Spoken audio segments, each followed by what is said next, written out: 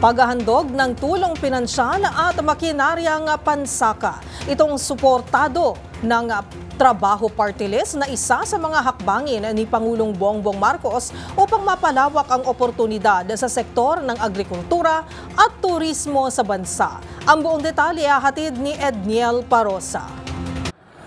Suportado ng Trabaho Party List sa mga hakbang ni Pangulong Bongbong Marcos na mapalakas sa mga Pilipinong magsasaka sa pamamagitan ng pagbura ng kanilang kautangan at paghandog ng iba't ibang tulong pinansyal at makinarya.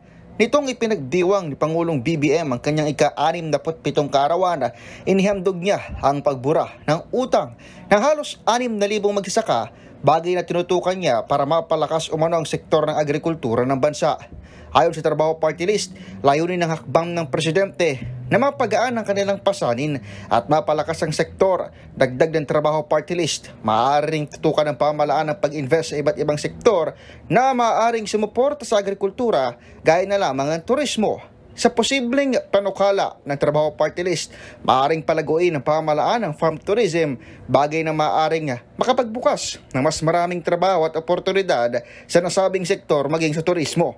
Giit ng grupo, kasama sa mga prioridad ng pamahalaan ay ang mapalakas ang dalawang sektor, kaya't nararapat lamang na bumuo ng planong pabor sa mga Pilipinong manggagawa.